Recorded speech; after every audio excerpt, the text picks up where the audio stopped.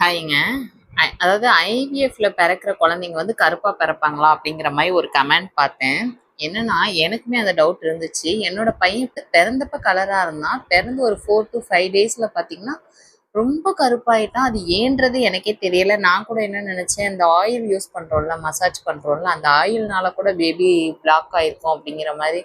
ஏன்னா பிறந்தப்ப கலரா இருந்த பையன் நாள் ஆக ஆக கருப்பாகும்போது எனக்கு ரொம்பவே டவுட் ஆயிடுச்சு. என்னோட ஹஸ்பண்டும் ஒயிட்டா தான் இருப்பாரு. நானும் கலரா தான் இருப்பேன்.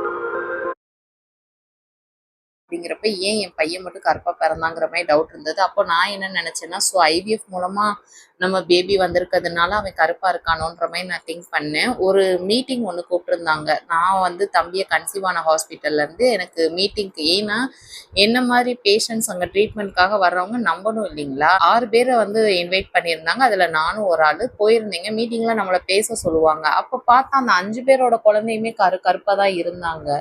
ஸோ நான் கன்ஃபார்ம் பண்ணிட்டேன். இல்ல ஐவிஎஃப்னால தான் குழந்தை கருப்பா இருக்கு. அப்புறம் நான் மேம்ட்ட போய் ஸ்ட்ரெயிட்டா கேட்டுட்டேன். மேம், என்னோட பையன் ரொம்ப கருப்பா இருக்கான். ஐவிஎஃப்னால தான் கருப்பா இருக்கானான்னு கேட்டா, நோ நோ அதெல்லாம் கிடையாதுப்பா. நீங்க ஏன் இப்படிலாம் பயப்படுறீங்க? ஸோ நீங்க டெடி பியர் யூஸ் பண்ணுங்க. உங்க பையன் ஃபியூச்சர்ல கலர் ஆயிடுவான். நீங்க பயப்படாதீங்கன்ற மாதிரி மேம் சொல்லிட்டாங்க. ஒரு பையனுக்கு ஒரு சோப் வந்து காம்ப்ளிமெண்ட்டா கொடுத்தாங்க. அவனோட திங்ஸ்லாம் வாங்கினதுனால பேபி ஹக்ல இருந்து நிறைய ஷாம்பு, சோப்பு, மாய்ஸ்சரைசர் எல்லாமே காம்ப்ளிமெண்ட்டாக கொடுத்தாங்க. அந்த சோப்பு நான் யூஸ் பண்ண என் பையன் ரொம்பவே கலர் ஆயிட்டான். நான் உங்களுக்கு டிஃப்ரென்ஸ் ஃபோட்டோ அப்லோட் பண்ணுறேன் பாருங்க. அதாவது என் பையன் பிறந்தப்ப எப்படி இருந்தான், 4 நாளுக்கு அப்புறம் எப்படி இருந்தான், அதுக்கப்புறம் இப்போ ரீசன்ட் டேஸில் எப்படி இருக்கான்னு சொல்லி உங்களுக்கு நான் டிஃப்ரென்ஷியேட் பண்ணி ஃபோட்டோ அனுப்புகிறேன் பாருங்க.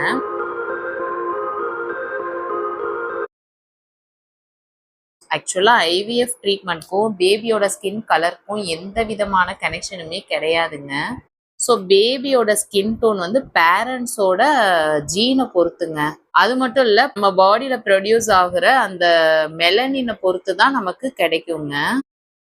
ஸோ ஐவிஎஃப் ட்ரீட்மெண்ட் பண்றதால பேபி வந்து கருப்பா பிறப்பாங்க அப்படின்னு எந்த ஒரு மெடிக்கல் எவிடன்ஸுமே நமக்கு கிடையாது. இன்னொன்னு என்னன்னா, நியூ பார்ன் பேபிக்கு பிறக்கிறப்ப இருக்கிற கலர் அது அப்படியே மெயின்டைன் ஆகும்னு நம்ம தப்பா நினைக்க வேண்டாம். பிறந்த பிறகு ஸ்கின் அப்பியரன்ஸ் வந்து கொஞ்சம் கொஞ்சமா சேஞ்ச் ஆகவும் சான்ஸ் இருக்கு.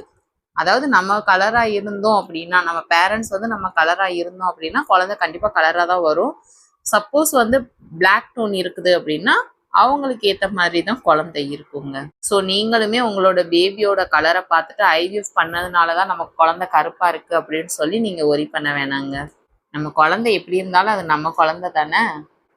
இன்னொன்று, நானுமே என்னோட பையனை பிறக்கும்போது சாமியை கும்பிட்டுக்கிட்டே இருப்பேன். என் ஹஸ்பண்ட் மாதிரி என் பையன் என் குழந்தை இருக்கணும். ஏன்னா நம்ம வந்து டெஸ்ட் டியூப் பேபி பண்ணுறப்போ இங்கே இருக்கிற சொசைட்டியில் இருக்கிறவங்க நம்மளை ரொம்பவே தப்பு தப்பாக பேசுவாங்க. ஏன்னா நான் வந்து வில்லேஜில் தான் இருக்கேன். ஏன் எங்கள் வீட்லேயே கூட பேச வாய்ப்பு இருக்குது. அப்படிங்கிறப்ப என் ஹஸ்பண்ட் மாதிரி தான் அவன் இருக்கணும்னு சொல்லி நான் ரொம்பவே ப்ரேயர் பண்ணேன். லக்கிலி என் பையன் அப்படியே அவங்க டேடி மாதிரி அவங்க அவ்வா மாதிரி இருக்கிறாங்க. ஓகே கைஸ், இந்த வீடியோ உங்களுக்கு யூஸ்ஃபுல்லாக இருக்கும்னு நினைக்கிறேன். நம்ம சேனலை இன்னுமே சப்ஸ்கிரைப் பண்ணாதவங்க சப்ஸ்கிரைப் பண்ணிட்டு பாருங்கள். அப்போ தான் என்னோட வீடியோஸ் உங்களுக்கு நோட்டிஃபிகேஷனாக வரும். வேறு ஒரு வீடியோவில் பார்க்கலாம். Love you all.